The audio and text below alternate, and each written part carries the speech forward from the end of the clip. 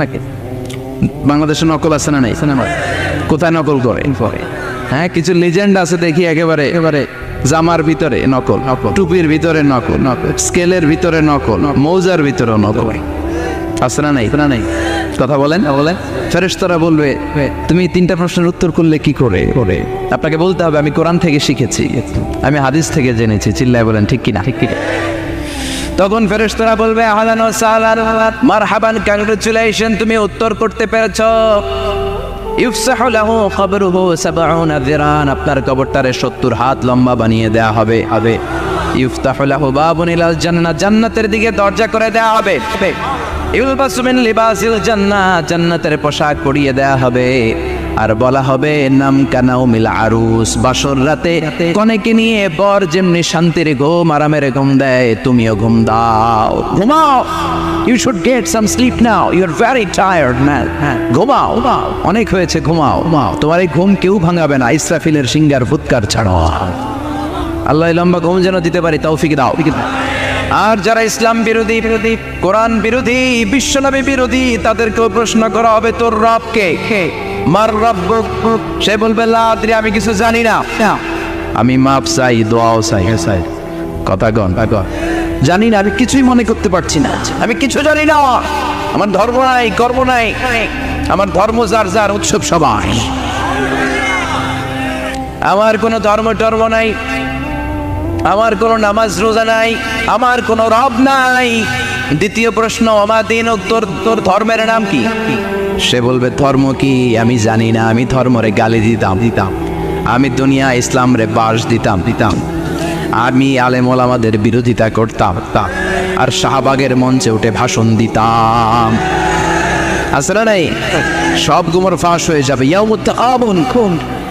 এরপর বিশ্বনবীর চেহারা দেখিয়ে বলা হবে এই লোকটার চিনো নাকি? সে বলবে চিনি না, তবে আমার বন্ধুরা তার বিরুদ্ধে ব্লগে লিখতো, আমিও ব্যাড কমেন্টস করে দিতাম, এই লোকটার বিরুদ্ধে আমি কার্টুন বানাতাম, এই বিশ্বনবীর বিরুদ্ধে আমি কথা বলতাম। চিল্লায় বলেন ঠিক কিনা? ফেরেশতারা বলবে লা দারাইতা ওয়ালা তালাইতা, তুই কিছুই পারলি না, তুই তো কপাল পোড়া। ফায়ুত্রাকু বিমাতারিকা মিন হাদিদ, লোহার হাতুড়ি দিয়ে পিটিয়ে ওর মাসেলগুলো থেতলে ফেলা হবে। ওয়াইকালু লিল আরদি ইলতাইমি, কবরের দুই পাশের মাটির বলা হবে চাপ দে, এমন চাপ দিবে ফাতাখতালিফা আদলাউহু, ডান পাশের পাজরের হাড্ডি বাম দিকে ঢুকে যাবে, বাম পাশের পাজরের হাড্ডি ডান পাশে ঢুকে যাবে। কিয়ামত পর্যন্ত এই মারামারি চলবে। আল্লাহ এরকম ভয়ঙ্কর পরিস্থিতি থেকে আমাদেরকে বাঁচাও। ওই কবরের আযাব থেকে বাঁচার দরকার আছে না নাই? বিশ্বনবী বললেন যে ব্যক্তি রাত্রিবেলায় সূরাতুল মুলক তেলাওয়াত করবে তার কবরের আযাব হবে না। ইন্না হাযিহি সূরাতুন আযীমা মানিআতুন মিন আযাবিল কবর, এই সূরাটা এমন সূরা, সাধারণ কোন সূরা না। এই সূরাতুল মুলক যে রাত্রিবেলায় তেলাওয়াত করবে তার কবরের আযাব থেকে তারে বাঁচিয়ে দিবে কে? নাম্বার 1 ফজিলাত, স্ট্যাটাস, মনে থাকবে তো? 2 নাম্বার স্ট্যাটাস শাফাআত লি সাহিবিহা, এই সূরার তেলাওয়াতকারীর জন্য কিয়ামতের দিন সুপারিশ করবে। কোরআন সুপারিশ করবে, চারটেখানি কথা না। কোরআন যদি আপনার বিরুদ্ধে দাঁড়ায় আপনার জান্নাত ক্যান্সেল, আর কোরআন যদি আপনার ব্যাপারে আল্লাহর কাছে রেকমেন্ডেশন করে জান্নাত আপনার জন্য ওয়াজিব করে দিবে কে? এজন্য বিশ্বনবী বললেন শাফাআত লি সাহিবিহা, কিয়ামতের দিন তেলাওয়াতকারীর জন্য আল্লাহর কাছে সুপারিশ করবে। 2টা গেল। 3 নাম্বার বিশ্বনবী বললেন খাসামাত আন সাহিবিহা, এই সূরাটা কিয়ামতের দিন এই সূরার তেলাওয়াতকারীর পক্ষ নিয়ে আল্লাহর সাথে ঝগড়া করা শুরু করে দিবে, আল্লাহর সাথে ডিবেট করবে, ঝগড়া করবে, যতক্ষণ না হাত্তা আদখালাহুল্লাহুল জান্নাহ। হাদিসের টেক্সট হচ্ছে যে যতক্ষণ না আল্লাহ তাআলা তাকে জান্নাতে না ঢোকায় ততক্ষণ ওই সূরার তেলাওয়াতকারীর পক্ষ নিয়ে আল্লাহর সাথে বিতর্ক, ঝগড়া, তর্ক চলতেই থাকবে। সুবহানাল্লাহ। আরো আসতে বলে। আবার বিশ্বনবী বললেন মান ক্বারা বিহা ফি লাইলাতিন ফাকাদ আকসারা ওয়া আতওয়াবা, রাত্রিবেলায় এই সূরাটা যে তেলাওয়াত করবে পুরো রাত্রিটারে বরকতময় করে দিবে কে? এজন্য বিশ্বনবী আবদার করে, আবেদন করে আমাদের কাছে বলে গিয়েছেন আমি চাই আমার প্রতিটা উম্মতের হৃদয়ে এই সূরাটা গাথা থাক, আমি চাই আমার প্রতিটা উম্মতের সিনার ভিতরে এই সূরার 30টা আয়াত গ্রথিত করা থাক। সুবহানাল্লাহ। পড়েন মাত্র 30টা আয়াত মুখস্থ করতে রাজি আছেন? 1 মাসে কয় দিন? প্রতিদিন একটা করে আয়াত মুখস্থ করলে এই সূরা মুখস্থ করতে লাগবে কয়দিন? হ্যাঁ হ্যাঁ, হোমওয়ার্ক এটা আপনাদের বাড়ির কাজ। যেহেতু ক্লাসে হোমওয়ার্ক দেওয়া যায় না, আরবিতে বলে আল ওয়াজিব আল মানজিলি। আমি গতানুগতিক তাফসীর করি না, আমি সমাজের খুঁতগুলো ধরে ধরে ডিসকাশনের মতো আমি করি। বিভিন্ন জেলায় যে ওখানকার ইয়াংদের সাথেও বসি, কথা বলি, এটাই আমার তাফসীর, এটাই কোরআনের এক্সপ্লেনেশন আর ইন্টারপ্রিটেশন। এতেই মানুষ উপকৃত হয় বেশি। চিল্লা এখন ঠিক কিনা? তো এটা আপনাদের বাড়ির কাজ, মাইথার দিয়া বাসীদের বাড়ির কাজ। হায়াতে আল্লাহ বাঁচায় রাখলে আবার কখনো দেখা হলে জিজ্ঞেস করবো যে মুল্ক মুখস্থ হয়েছে কিনা। কে কে মুখস্থ করবেন না হাত তোলেন। সবাই করবেন। এবার কে কে মুখস্থ করবেন হাত তুলে আমার আল্লাহর দেখা। আল্লাহ তুমি কবুল করো। আর জোরে পড়েন আমিন। হাত নামান। এই সূরাটা it's an eye opener for you. এটা আপনার চোখ খুলে দিবে। এই সূরাটা আপনার চোখকে খুলে দিবে, আপনার ঘুমন্ত বিবেককে জাগিয়ে তুলবে। স্রষ্টার ব্যাপারে আপনার যদি কোনো সাসপিশন থাকে, সন্দেহ থাকে, এই সন্দেহের পাহাড়কে ভেঙে এই সূরা চুরমার করে দিবে। চিল্লায় বলেন সুবহানাল্লাহ। আল্লাহ ডেকে বলে, গোলাম, কিছু কিছু নাস্তিক আছে আমারে খুঁজে পায় না। এরকম কপাল পোড়া নাদান নাস্তিক বাংলার জমিনেও আছে না নেই? এরা বলে আনসিন ইজ নাথিং, যেটা দেখা যায় না ওইটা মানি না। বলে না, do you see the air in the atmosphere? বাতাসে, বায়ুমণ্ডলে যে বাতাস ঘুরে বেড়ায়, এটাকে তুমি দেখো তো মানো কেন? Why do you believe on that? Why do you believe on air? বাতাস বিশ্বাস করস কেন? কপাল পোড়া। নাস্তিকরা বাতাস মানে না, কথা কয়। Do you see the bad headache someone feel in his head and he is shouting? মাথার ব্যথায়, মাইগ্রেনের পেইনে যখন কেউ চিৎকার করে, তার মাথার ব্যথা দেখা যায়। আমার এখন প্রচন্ড মাথা ব্যথা যদি হয়, আপনারা দেখতে পাচ্ছেন তো নাস্তিকরা কি মাইগ্রেনের পেইন বিশ্বাস করে না? মাথা ব্যথা বিশ্বাস করে কি করে না? বাতাস বিশ্বাস করে কি করে না? কয় আনসিন ইজ নাথিং, যেটা দেখি না ওইটা বিশ্বাস করি না। কপাল পোড়া। আল্লাহ ডেকে বলে, গোলাম আমার সৃষ্টির দিকে তাকা, আকাশের দিকে তাকা, বাতাসের দিকে তাকা, সাগরের দিকে তাকা। সাগরের মধ্যে আমি আল্লাহ সিরা নাই? বিশাল বড় বড় পাহাড়ের দিকে তাকা, ঝর্ণার দিকে তাকা, ঝর্ণার মধ্যে আমি আসিরা নাই? ঝর্ণা রে, বল না রে, কার বিরহে পাগল পাড়া তুই, কার মিলনে ফুল ফসলে ভরার তোর দুকুল বই, কার মিলনে ফুল ফসলে ভরার তোর দুকুল বই। ঝর্ণা রে, বল না রে, কার বিরহে পাগল পাড়া তুই। সুবহানাল্লাহ পড়ে। ঝর্ণার দিকে তাকাও, সাগরের দিকে নজর করে দেখো, বিশাল পাহাড়ের দিকে নজর করে তাকাও, ওই পাহাড়ের মধ্যে আল্লাহরে খুঁজে বাবা। চিল্লায় বলেন ঠিক কিনা? এদিন ইমাম আবু হানিফার হাতে হাত রেখে শাহাদা বাক্য পাঠ করেছে। সুবহানাল্লাহ পড়ে। ঝিনুকের ভেতর লুকিয়ে থাকে যেমন মতি, ঝিনুকের ভেতর লুকিয়ে থাকে যেমন মতি, কালমা শাহাদাতে আছে আল্লাহর জ্যোতি, কালমা শাহাদাতে আছে আল্লাহর জ্যোতি। সুবহানাল্লাহ পড়ে না? এই জ্যোতি যার হৃদয়ে একবার টাচ করে, তার জন্য জান্নাতকে খুলে দেয় কে? এই জন্য এই সূরা পড়লে নাস্তিকরা নাস্তিক থাকবে না। নাস্তিকদের জন্য এখানে আল্লাহ মেডিসিন দিয়েছে, কিছু ডোজ দিয়েছেন। আলহামদুলিল্লাহ পড়া। এই সূরা থেকে আমরা কিছু সময় কথা শুনবো। শুনতে রাজি আছেন তো? সূরার নাম চিল্লায় বলেন কি নাম? মুল্ক মানে কি? মুল্ক মানে রাজত্ব, মুল্ক মানে ক্ষমতা, মুল্ক মানে পাওয়ার, মুল্ক মানে কিংডম, মুল্ক মানে সভরেনিটি। সুবহানাল্লাহ পড়েন। রব্বুল আলামিন বলেন, تبارك الذي بيده الملك وهو على كل شيء قدير। সুবহান সেই সত্তা যার হাতে ক্ষমতা আর তিনি সব বিষয়ে ক্ষমতাশীল। সুবহানাল্লাহ। তাবারাকাল্লাযী বিয়াদিহিল মুলক, মহামহিম সে সত্তা, সুমহান সে সত্তা, বিয়াদিহিল মুলকু, যার হাতে ক্ষমতা। ক্ষমতা কার হাতে? চিৎকার করে বলতে হবে কার হাতে? নাকি আমাদের হাতে? না সরকারের হাতে? পুলিশের হাতে? র্যাবের হাতে? মাশরাফির হাতে?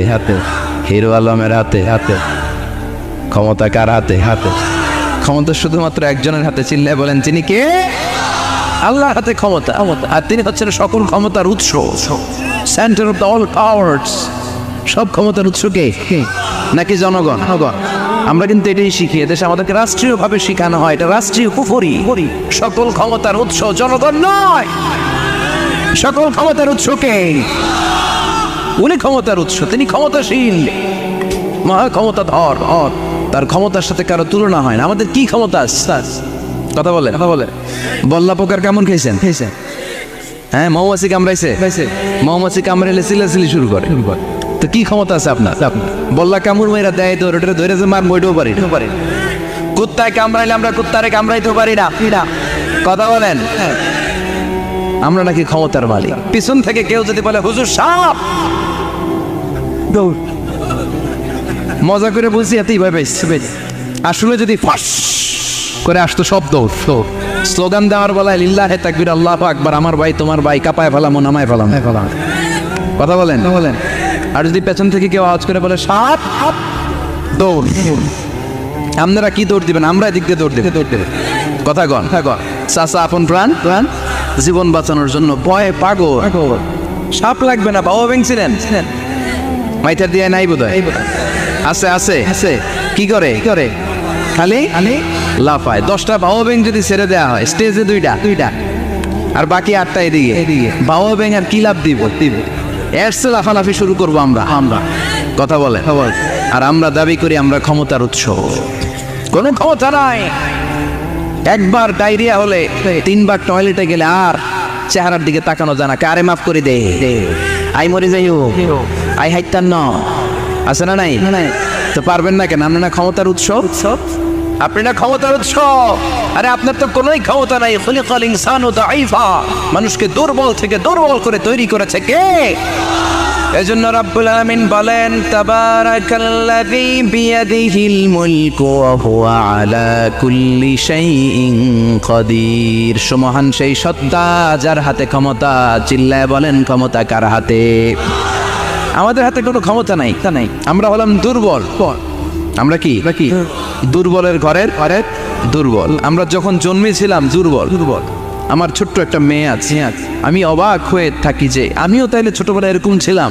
না খাওয়ালে খেতে পারে না, পেশাব পায়খানা করে, ঘর নষ্ট করে, বমি করে, দাঁড়াতে পারে না, শুইতে পারে না, লালা পড়তে থাকে, ক্লিন করতে হয় সব সময় তাকে। আল্লাহর আদেশে দেহে ঢুকে, আল্লাহর আদেশে বের হয়ে যায়। ঠিক কিনা? এই যে ছোট্ট বাচ্চাটা দেহের ভিতরে যে রুহু ঢুকলো, কে দিল? 120 দিনের আগে মানব শিশুর দেহের ভিতরে কিন্তু রুহের ফুৎকার হয় না। সহিহ বুখারীর বর্ণনা 40 340 কত কথা বলেন। প্রথম 40 থাকে নুতফা, তারপরের 40 হয় আলাকা, তারপরের 40 হয় মুদগা, sperm drop, blood clot and then the little flash. ছোট্ট নাপাক পানি ছিলাম, শুক্রাণু ছিলাম আমরা। কি ছিলাম? শুক্রও ছিলাম না, শুক্রাণু। শুক্রের অণু। 1 ফোঁটা শুক্রের মধ্যে 20 কোটি অণু থাকে। ওই 20 কোটির একটা ছিলাম আমি আর আপনি। সুবহানাল্লাহ। বাড়িতে গিয়ে বললেন ডিম্ব আমরা ছিলাম না, আমরা ছিলাম ডিম্বাণু।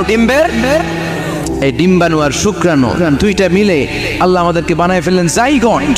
সেখান থেকে এমব্রয়ো, তারপরে আস্তে আস্তে ইনিশিয়াল স্টেজগুলো শেষে একটার পর একটা স্টেজ পার করে তিনি আমাদেরকে বানালেন আলাকা। সেখান থেকে মুদগা, আমাদের দেহের ভেতরে তিনি স্কেলিটন ভরে দিলেন, কঙ্কাল, মাথার স্কাল দিলেন, খুলি দিলেন, নাক কান গলা দিলেন, আমার রেসপিরেটরি সিস্টেম চালু করে দিলেন। কত ছোট ছিলাম আমি, ক্ষুদ্র ছিলাম আমি। ফালইয়ানযুরিল ইনসানু মিম্মা খুলিকা মিম্মাইন দাফিক। মানুষের উচিত তার সৃষ্টি প্রক্রিয়ার দিকে নজর করে তাকানো। বাবার পিঠ থেকে সবেগে নির্গত হওয়া পানি দিয়ে মায়ের পেটে তোমারে ঢুকায় দিল কে? নাপাক পানি থেকে ছোট্ট ব্যাঙ্গাচির মতো ছিলাম, জোকের মতো মায়ের জরায়ুর দেয়ালে লেগেছিলাম। সেখান থেকে বড় করতে করতে আমার রেসপিরেটরি সিস্টেম, আমার এয়ারিং সিস্টেম, আমার সব সিস্টেমগুলো তিনি আমার দেহের ভিতরে সেট করে দিল। চিল্লায় কোন সুবহানাল্লাহ। 120 দিনের সার্টেন পিরিয়ড শেষে তিনি দেহের ভিতরে রুহের ফুৎকার দিলেন। দেয়া মাত্রই আমার রুহুতে ধপ ধপ ধপ ধপ ধপ ধপ শুরু হয়ে গেছে। ওই যে ধপ ধপ শুরু হয়েছে আজও থামে নাই। এই ধপ ধপ থামলে বাঁচবেন, দম ফুরাইলে আমরা ঠুস হয়ে যাবো। ঠিক কিনা? হায় রে মানুষ রঙিন ফানুষ, দম ফুরাইলে তবু তো ভাই কারোরই নাই একটুখানি।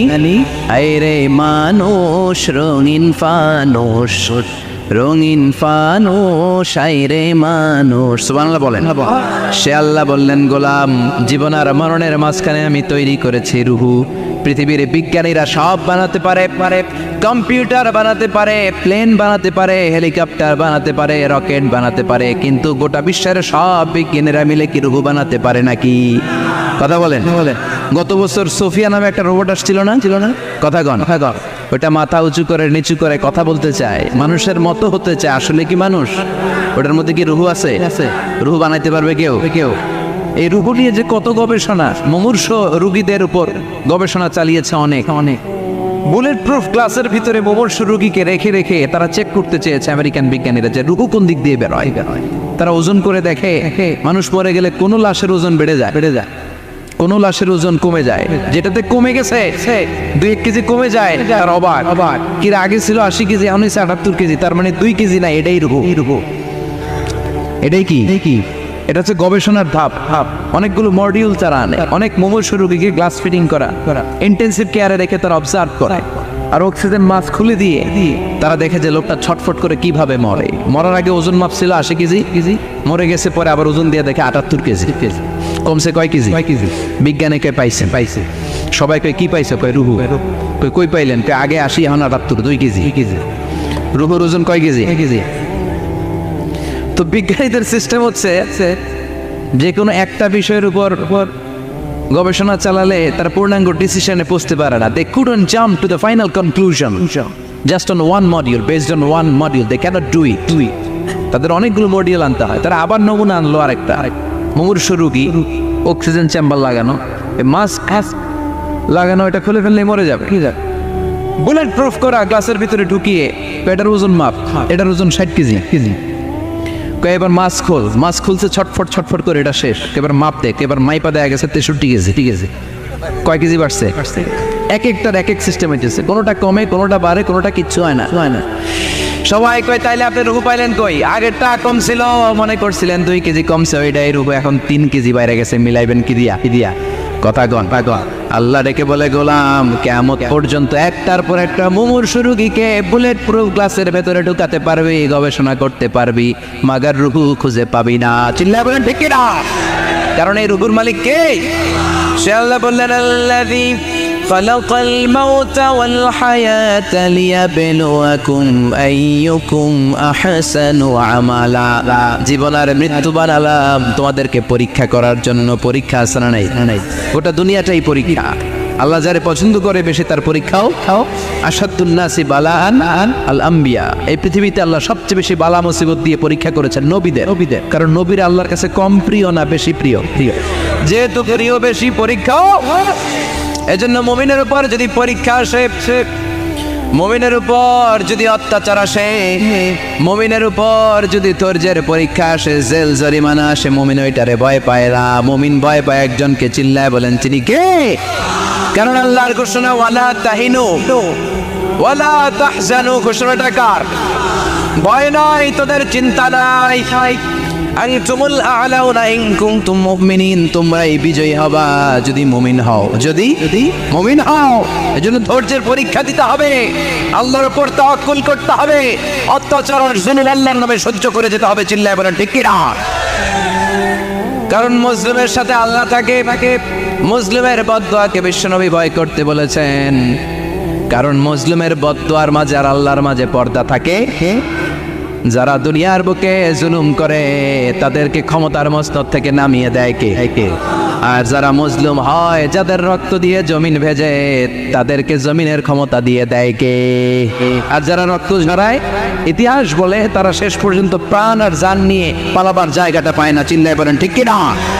এজন্য মুমিন খুব ভালো করে জানে, রাত্রি যত গভীর হয়, সুবহে সাদিকের সময় কাছে আসতে থাকে। গর্ভবতী নারীর পেটের জ্বালা যন্ত্রণা, ব্যথার পেইন যত বাড়ে, নতুন মেহমান আগমনের সময় কাছে আসতে থাকে। তেমনি ইসলামের পক্ষের শক্তির উপর যদি অত্যাচার, অনাচার, স্টিম রোলার বেড়ে যায়, এটা প্রমাণ করে ইসলামের বিজয়ের সময় কাছে আসতে শুরু করেছে। চিল্লায় বলো ঠিক কি না? এজন্য রাব্বুল আলামিন ডেকে বলেন, গোলাম লিয়াবলুয়াকুম আইয়ুকুম আহসানু আমালা, কে ভালো আমল করো কে খারাপ আমল করো, এজন্য আমি জীবন মরণ তৈরি করেছি। চিল্লায় কোন ঠিক কিনা? এরপর আল্লাহ বললেন ওয়ালাকাদ যায়্যানাস সামাআদ দুনিয়া বিমাসাবিহা ওয়া জাআলনাহা রুজুমান লিশ-শায়াতিন। সুবহানাল্লাহ বলেন। ওয়ালাকাদ যায়্যানাস সামাআদ দুনিয়া। মাইকম্যান কোথায়? সাউন্ডটা বাড়াও। এত দুর্বল কেন তোমার সাউন্ড? মনে হচ্ছে আমি মাইক ছাড়া কথা বলছি। সাউন্ডটাকে স্ট্রং করো। ওয়ালাকাদ যায়্যানাস সামাআদ দুনিয়া, I have beautified the closer sky with candles, with light and stars. আল্লাহ বললেন আমি দুনিয়ার আকাশকে তারা দিয়ে সুশোভিত করেছি। আকাশে তারা আছে না নাই? এগুলো এমনি এমনি হয়েছে না? তৈরি করছে কে? বিশ্বাস হয়? কোনো সন্দেহ আছে?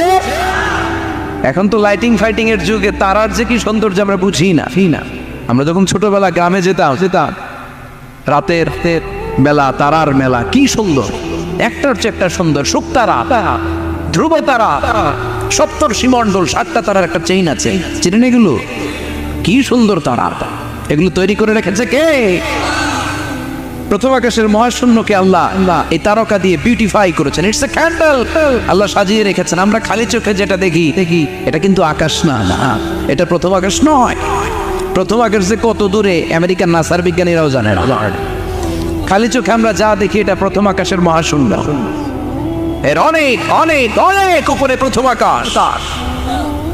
এরপরে দ্বিতীয় আকাশের মহাশূন্যের স্তর শুরু, এরপরে দ্বিতীয় আকাশ, তারপরে তৃতীয় আকাশের মহাশূন্যের স্তর শুরু, তারপরে তৃতীয় আকাশ। একটার চেয়ে আরেকটা বড়। প্রথম আকাশের চেয়ে দ্বিতীয় আকাশ কত বড় বলি? আপনার হাতের আংটিটা যদি সাহারা মরুভূমিতে আপনি ছুঁড়ে ফেলে দেন, পুরো মরুভূমির তুলনায় আংটি যত ছোট, আল্লাহর দ্বিতীয় আসমানের তুলনায় আল্লাহর প্রথম আসমানটা ঠিক তত ছোট। একটার চেয়ে একটা বড়, একটার চেয়ে একটা বড়। সূর্য দেখে আমরা অবাক হয়ে যাই। 9,30,00,000 মাইল দূরে, এই পৃথিবীর চেয়ে 13 লক্ষ গুণ বড়। এটার সানশাইন, আলো আসতে পৃথিবীতে 8 মিনিট 18 সেকেন্ড লেগে যায়। আমরা মনে করছি সূর্যই বড়। আমরা বসে আছি মাইথার দিয়াতে, তাই না? এই জায়গাটার নাম কি? মাইথার দিয়া। কিন্তু খালি এতটুকু প্যান্ডেলের সমান। কত বড় মাইথার দিয়া! এই পুরো মাইথার দিয়া কোন থানায় পড়ছে? দাউদকান্দি হচ্ছে কুমিল্লার 16টা থানার একটা, ঠিক কিনা? 16 থানা মিলে কুমিল্লার একটা জেলা। এরকম কয়টা জেলা আছে? 64 জেলা। এই 64 জেলা মিলে আমাদের সুজলা সুফলা শস্য শ্যামলা ডিজিটাল বাংলাদেশ। কথা গণ। আর বাংলাদেশ হচ্ছে পৃথিবীর সবচেয়ে বড় দেশ। হ্যাঁ, 64 জেলা, এরপরে ছোট। যাদের অ্যাটলাস ম্যাপ নিয়ে যাদের ধারণা আছে তারা দেখবেন বাংলাদেশ এই শব্দটা লেখার জায়গাও আমরা পাই না। মানচিত্রে বাংলাদেশ শব্দটা লেখার জায়গা পায় না। বিআরএ উঠে যায় ইন্ডিয়ার উপর, ডিএসএ উঠে যায় আবার ইন্ডিয়ার উপর। মাঝখানের 2টা অক্ষর বাংলাদেশের উপরে পড়ে। চিল্লায় বলেন ঠিক কিনা? এটা কত ছোট দেশ। পাশের ইন্ডিয়া 20-25 গুণ বড়। ইউরোপ আমেরিকার অনেক দেশ আছে, আমেরিকায় বাংলাদেশের চেয়ে 100 গুণ বড়। কানাডা কয়েকশো গুণ বড়। রাশিয়া কয়েকশো গুণ বড়। এরকম প্রায় 200 দেশ নিয়ে পৃথিবীর স্থলভাগ আর 70% হচ্ছে শুধু পানি। এই সব মিলে আমাদের এই পৃথিবী।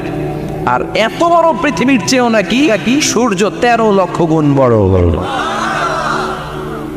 তার মানে সূর্যই বড় না? সূর্যের চেয়ে অনেক বড় তারা আছে। সূর্যের পরে পৃথিবীর সবচেয়ে কাছের যে তারা বা স্টার, ওটার নাম হচ্ছে প্রক্সিমা সেন্ট্রাই। নাম কি? প্রক্সিমা সেন্ট্রাই। এরপরে আলফা সেন্ট্রাই এ, আলফা সেন্ট্রাই বি, ইটা ক্যারিনা, বেটেলজিউস, এরকম একটার পর একটা তারা। যেই সূর্য পৃথিবীর চেয়ে 13 লক্ষ গুণ বড়, বেটেলজিউস নামে একটা তারা আছে, ওটা সূর্যের চেয়ে 33 কোটি গুণ বড়। তার মানে কি বেটেলজিউসই সবচেয়ে বড় না? ছোট্ট একটা তারা। এই বেটেলজিউসরে খেয়ে ফেলাইতে পারে এরকম 1000 কোটি গুণ বড় সাইজের তারা আছে না নাই? এরকম কয়েক বিলিয়ন তারা নিয়ে আমাদের গ্যালাক্সি গঠিত। আমাদের গ্যালাক্সি, এটার নাম মিল্কি ওয়ে। এটার নাম কি? আমাদের গ্যালাক্সি। এই গ্যালাক্সিতে আমাদের অবস্থান। এরকম কত হাজার কোটি গ্যালাক্সি আছে আমেরিকার নাসার বিজ্ঞানীরাও জানেন। আমাদের গ্যালাক্সির সবচেয়ে কাছের যে গ্যালাক্সি, ওই গ্যালাক্সিটার নাম হচ্ছে অ্যান্ড্রোমেডা। কি নাম? অ্যান্ড্রোমেডা।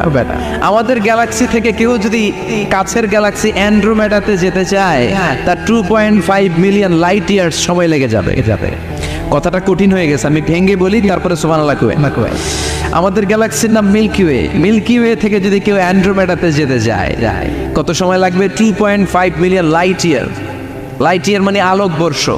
আলোর গতিতে যদি ছোটা যায় 2.5 মিলিয়ন মানে হচ্ছে প্রায় 25 লক্ষ।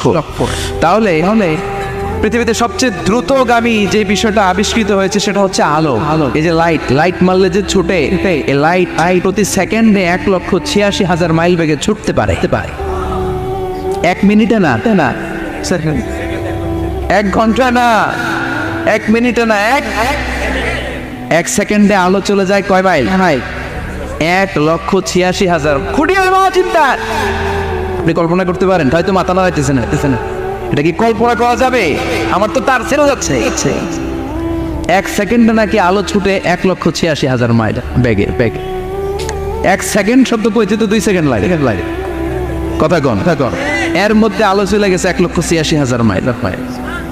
তো কোন রকেট যদি আপনি পান, যে রকেট দিয়ে সেকেন্ডে 1,86,000 মাইল বেগে রকেটটা ছুটবে প্রতি সেকেন্ডে, খেয়াল করেন, ঘন্টায় না, মিনিটে না, কিসে? সেকেন্ডে। যে রকেটটা সেকেন্ডে 1,86,000 মাইল বেগে ছুটবে, ওই রকেটটা দিয়ে আমাদের গ্যালাক্সি থেকে আমাদের পাশের গ্যালাক্সি অ্যান্ড্রোমেডাতে পৌঁছতে আপনার 25 লক্ষ বছর লেগে যাবে। সুবহানাল্লাহ বাড়িতে গিয়ে বললেন, এরকম বিশাল বিশাল তারা দিয়ে আমাদের আকাশটারে বিউটিফাই করেছে কে? এজন্য আল্লাহ বললেন, ওয়ালাকাদ যায়্যানাস সামাআদ দুনিয়া বিমাসাবিহা ওয়া জাআলনাহা রুজুমাল লিশ-শায়াতিন। আমি এই দুনিয়ার আকাশটারে সুন্দর সুন্দর তারকারাজি লাইটের মতো সেটিং করে সুশোভিত করেছি, আবার এই তারকা দিয়ে আমি শয়তানদেরকে প্রহারও করেছি। সুবহানাল্লাহ। শয়তানদেরকে আল্লাহ তারা মেরে আঘাত করে। সুবহানাল্লাহ বলেন। এরপরে এই সূরার প্রথম রুকুর শেষে আল্লাহ বললেন, وَأَسِرُّوا قَوْلَكُمْ أَوْ اجْهَرُوا بِهِ إِنَّهُ عَلِيمٌ بِذَاتِ الصُّدُورِ أَلَا يَعْلَمُ مَنْ خَلَقَ وَهُوَ اللَّطِيفُ الْخَبِيرُ। আল্লাহ বললেন, وَأَسِرُّوا قَوْلَكُمْ, তোমরা যদি গোপনে কথা বলো, আও ইজহারু বিহি, কিংবা স্পষ্ট করে বলো, সব শোনে কে? আপনি যেমনি বলেন শুনবে কে? বলেনই নাই, শুধু মনে মনে ভাবছেন, শুনবে কে? সুবহানাল্লাহ কইবেন না? সাত আকাশের উপরে, আরশের উপরে তার অবস্থান, সাত জমিনের নিচে কোনো গোপনতম প্রকোষ্ঠে, কোনো ছোট্ট বাক্সের ভেতরে যদি কোনো পিপিলিকা নীরবে হেঁটে যায়, আল্লাহ বলে আমি ওই পিঁপড়ার হেঁটে চলার পায়ের আওয়াজটাও শুনতে পাই। এজন্য কেউ যেটা শোনে না, শোনে কে? এরপর আল্লাহ বললেন, ওয়াল্লাযী জাআলা লাকুমুল আরদা যালুলান ফামশু ফি মানাকিবিহা ওয়া কুলু মির রিজকি ওয়া ইলাইহিন নুশুর। সুবহানাল্লাহ বলেন। আল্লাহ ডেকে বললেন, গোলাম, তোমাদের জন্য জমিনটারে আমি বিছানা বানিয়েছি। আল্লাযী জাআলা লাকুমুল আরদা ফিরাশা, জমিনটারে বিছানা বানিয়েছে কে? এই বিছানার মতো সমতল জমিন দিয়ে তোমরা হেঁটে বেড়াও, চলে বেড়াও, হেলে দুলে পড়ার সুযোগ নাই, ঠিক কিনা? এই যে মাইথার দিয়ে আর আজকের যে ময়দান, এটা যদি বিছানার মতো সমান না হয়তো বসতে পারতেন? কথা গণ। এই ময়দানের প্যান্ডেলের এদিক দিয়ে উঁচা, এদিক দিয়ে গর্ত, এদিক দিয়ে নিচা, এদিক দিয়ে খাড়া। কেমন হইতো? কথা গণ। কেউ আমারে দেখতো, কেউ দেখতো না, কেউ দাঁড়াইয়া, কেউ বৈশা আছে না নাই? কিন্তু জমিনটারে সমতল বানালো কে? আপনি যদি বিমান থেকে যদি আপনি দেখেন, বিমানের গ্লাস দিয়ে, জানলা দিয়ে যদি আপনি নিচের দিকে তাকান, আপনি দেখবেন মনে হবে পুরো জমিনটাকে আল্লাহ সবুজ কার্পেট দিয়ে কার্পেটিং করে রেখেছে। এই সৌন্দর্য দিয়েছে কে? আবার রব্বুল আলামিন বলেন, জমিনটারে সমান দেখে, কার্পেটিং দেখে মনে করো না তোমরা বেঁচে গিয়েছ। আমার দেয়া বিধান আমার জমিনে যদি কায়েম করতে না পারো, এই কার্পেটিং করা জমিনের ভেতরে আযাব আসরা নাই। এই পুরো জমিনের ভেতরে আছে আগুন আর আগুন। আগ্নেয়গিরি রোগ্নোৎপাত জ্বালামুখে বিস্ফোরণ করে দিয়ে গোটা বিশ্বটারে মুহূর্তে মেসাকার করে দিতে পারে কে? এজন্য আল্লাহ ডেকে বললেন, গোলাম, আমিনতুম মান ফিস সামাই আন ইয়াখসিফা বিকুমুল আরদা ফাইযা হিয়া তামুর। তোমরা কি ভেবেছো নাকি বেঁচে যাবা? আমি চাইলেই পুরো জমিনটারে কাঁপিয়ে দিতে পারি। আয়াখসিফা বিকুমুল আরদ, খাসাফ মানে ল্যান্ডস্লাইড। খাসাফ মানে কি? ল্যান্ডস্লাইড, ভূমিধস, ভূকম্পন, আর্থকোয়েক আছে না নাই? বাংলাদেশে তো ভূমিকম্প হয় না? টের পাইছেন? মাঝে মাঝে মাঝরাতে হয় না? 3টার দিকে নিজেই দৌড় দিব না, বাচ্চারা লইয়া দৌড় দিব, লুঙ্গি পইরা দৌড় দিব না, লুঙ্গি ছাড়া দৌড়াম। কথা কর। এই ভূমিকম্প আছে না নাই? আল্লাহ বলে মনে করো না জমিনটা সমতল, কার্পেটিং করে দিয়েছি, এই কার্পেটিং এর ভিতরেও আগুনের দলা আছে না নাই। আবার আল্লাহ বললেন আমিনতুম মান ফিস সামাই ইউরসিলা আলাইকুম হাসিবা, নিচে যেমনি কার্পেটিং করা জমিনের ভেতরে অগ্নুৎপাত রেখে দিয়েছি, মাথার উপর থেকে আযাব দেওয়ার সুযোগ আছে না নাই? চাইলে আল্লাহ অগ্নি বৃষ্টি দিতে পারে, আগুন বৃষ্টি দিতে পারে, ঠান্ডার বজ্রপাত দিতে পারে। আপনারা লূত আলাইহিস সালামের কওমের নাম শুনেছেন? তারা হোমোসেক্সুয়ালিটি, সমকামিতা করত, ফলে আল্লাহ তাআলা বিশাল এক চিৎকার মেরে সাইয়েদনা জিবরাইলের মাধ্যমে পুরো জমিনটা শেষ করে দিলেন। ফাজআলনা আলিয়াহা সাফিলাহা ওয়া আমতারনা আলাইহিম হিজারাতাম মিন সিজ্জিল। তাদের অপকর্মের কারণে জর্ডানের ওই এলাকাটাকে আল্লাহ বললেন জিবরাইল এলাকাটাকে হাতে তুলে নে, আকাশের উপরে তুলে পুরো এলাকা সহ মানুষ সহ জমিনের মধ্যে গেড়ে দে। জমিনের নিচের মাটি উপরে নিয়ে গেল কে? উপরের মাটি নিচে নিয়ে গেল কে? পুরো জায়গাটা এখন ডেড সি হয়ে গেছে। কিসি ডেড সি নাম শোনেন নাই বোধহয়? আজকে শুনে রাখেন, এটারে বলে মৃত সাগর। এটা গজবের জায়গা, ওখানে মানুষও ডুবে না। লবণের ডেনসিটি, সল্টের ডেনসিটি এত হাই, এই পানির মধ্যে এত গজব, এর মধ্যে কোনো মাছ জন্মায় না, চিংড়ি জন্মায় না, কাঁকড়া জন্মায় না, ব্যাং হয় না, শ্যাওলা হয় না, কিচ্ছু বাঁচে না। এটা গজবের জায়গা, চিন্তায় বলেন ঠিক কিনা? যে আল্লাহ জর্ডানের এলাকাটারে ধ্বংস করে দিল, ওই আল্লাহ আজও আছে না নাই? এই জন্য নিজ দিয়ে তিনি যেমনি আযাব দিতে পারেন, ভূমিকম্প দিতে পারেন, জলোচ্ছ্বাস দিতে পারেন, উপর থেকে তিনি শিলাবৃষ্টি দিতে পারেন কি পারেন না? মাইতের দিয়ে কখনো শিলাবৃষ্টি হয়েছিল? হ্যাঁ, ফসল ক্ষেত শেষ করে দেয় না? ছাগল টাগল মরে যায়। ছাগল যদি ইয়েতে থাকে ক্ষেতের মধ্যে, বড় শিলা মাথায় পড়লে শেষ, মানুষও শেষ, টিনের চালও শেষ। কথা কন। এরপরে আল্লাহ যদি উল্কা বৃষ্টি পাঠায়, উল্কা যদি পড়ে কই যাবে? কোথায় যাবেন আপনি? উল্কা চিনেন? মহাশূন্যে বিশাল পাথরের খণ্ড ঘর্ষণ খেয়ে পৃথিবীর ভেতরে ঢুকে যায়। এই পৃথিবীতে সবচেয়ে বড় উল্কাপিণ্ড পড়েছে সাউথ আফ্রিকাতে। সাউথ আফ্রিকার একটা সিটি আছে, হোবা সিটি। এই হোবা শহরে 60 মেট্রিক টন ওজনের একটা উল্কা পড়েছিল, যেখানে পড়েছে পুরো জায়গাটা বিশাল খাদ হয়ে গিয়েছে। এরকম একটা উল্কা যদি এখানে পড়ে আজকে বাঁচার উপায় আছে? যে বিল্ডিং এ আমরা থাকি, রাতের বেলায় ঘুমাই আর দুম্মা চলে ধুম দেখি রাতে, ওই বিল্ডিং এ যদি একটা পড়ে, কথা কন, ডান্স ক্লাব গুলোর উপর যদি পড়ে, পতিতালয় যেগুলো আছে ওগুলা যদি পড়ে, যে হোটেল গুলার মধ্যে আকাম কুকাম হয় ওইটার উপর যদি পড়ে, নাকি আল্লাহর এখন দেওয়ার ক্ষমতা নাই? তা নাই। কথা কন। তার মানে বেঁচে গেছো, পার পেয়ে গেছো মনে করো না, নিজ দিয়েও আযাব আছে, উপর দিয়েও আযাব আছে। চিল্লায় বলেন ঠিক কিনা? এজন্য ভয় পেতে হবে একজন সত্তাকে, তিনি কে? সব ক্ষমতার মালিক কে? এরপর আল্লাহ বললেন আওয়ালাম ইয়ারাউ ইলা আত-তায়রি ফাওকাহুম সাফাতিন ওয়া ইয়াকবিদনা মা ইউমসিকুহুন্না ইল্লা আর-রাহমান ইন্নাহু বিকুল্লি শাইইন বাসীর। সুবহানাল্লাহ বলেন। আল্লাহ বলেন তোরা নাস্তিক হস কেমন করে? মানুষ নাস্তিক হয় কেমন করে? মানুষ কি মুক্ত বিহঙ্গের দিকে নজর করে তাকায় না? আকাশে মুক্ত বিহঙ্গ নাই? বিহঙ্গ বুঝছেন তো? পাখির কথা কোরআনে বললো কে? সুবহানাল্লাহ কইবেন না? ওয়া আরসালা আলাইহিম তায়রান আবাবিল, আবার কাবা ভাঙতে এলে পাঠাও আবাবিল। দাও খোদা দাও আমায় আবার ওমর দরজ দিল, দাও খোদা দাও আমায় আবার ওমর দরজ দিল। সুবহানাল্লাহ পড়েন। এই যে আল্লাহ বললেন ওয়া আরসালা আলাইহিম, তারপর তায়রান আবাবিল, তায়ের মানে পাখি, তায়ের মানে কি? আবার জান্নাতে যারা যাবে তাদেরকে পাখির ভুনা গোশত খাওয়াবে কে? জান্নাতে যাওয়ার সাথে সাথে প্রথমে আল্লাহ আপনাদেরকে মেহমানদারি করবে মাছের কলিজা দিয়ে। খাইবেন? মাছের কলিজার কথা শুনে জিভে পানি আসছে না? খেতে আউয়ালু তুআমিন ইয়াকুলুহু আহলুল জান্নাতি ফাজিয়াদাতু কাবিদিল হুত। প্রথমে মাছের কলিজা, এরপরে পাখির ভুনা গোশত। তার মানে পাখির কথা কোরআনে আছে না নাই? আবার সাইয়েদনা সুলাইমান আলাইহিস সালামের একটা পাখি ছিল, ওইটার নাম কি ছিল? হুদহুদ পাখি। মাথার উপর দিয়ে চলতো। আর ওইটার চোখে জুমিং পাওয়ার আল্লাহ এত বেশি দিয়েছিল, এটা জামিনে নজর করলে বুঝতে পারতো কয় হাজার ফিট নিচে পানি আছে, পানিটা মিষ্টি না লবণাক্ত না কেমন দেখে দেখে মুহূর্তের মধ্যে সাইয়েদনা সুলাইমানের কাছে সব তথ্য সরবরাহ করে দিত। সুবহানাল্লাহ। এজন্য আল্লাহ বললেন নাস্তিকগুলো কি পাখির দিকে তাকায় না? এই পাখির দিকে তাকালে পাখির রব আল্লাহরে খুঁজে পাওয়া যায়। পাখির দিকে তাকালে, মুক্ত বিহঙ্গের দিকে তাকালে কেমন করে পাখিগুলো উড়ে যায়। এই পাখিগুলো আকাশে ধরে রাখে কে? মা ইউমসিকুহুন্না ইল্লা রহমান। ওই রহমান ছাড়া কেউ পাখিগুলোর সামনে ধরে রাখতে পারে না। কত শত আয়াতে যে আল্লাহ পাখির কথা বলেছেন হিসাব নাই। কত ধরনের পাখি যে আল্লাহ বানিয়েছেন কোনো হিসাব নাই। আপনারা ঘরে জিওগ্রাফিক্যাল চ্যানেলগুলো দেখেন? হ্যাঁ, না জি বাংলা দেখেন? স্টার জলসা, কিরণমালা কি দেখেন? জিওগ্রাফিক্যাল চ্যানেল দেখবেন, ওখানে দেখবেন একটা পাখি আল্লাহ তৈরি করেছে, পৃথিবীর সবচেয়ে ছোট পাখি, নাম হলো হামিং বার্ড। কি নাম?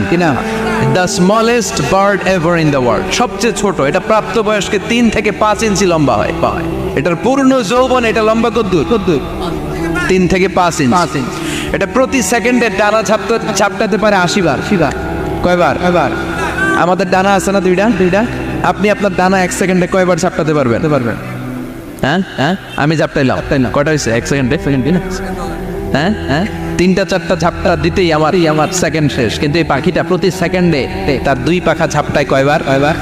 পৃথিবীর সব পাখি সামনে ওড়ে, তো এই পাখি সামনে যেমনি ওড়ে, অ্যাট দ্য সেম টাইম এই পাখি পিছনের দিকে উঠতে পারে। সুবহানাল্লাহ। বাড়িতে যাই বললেন।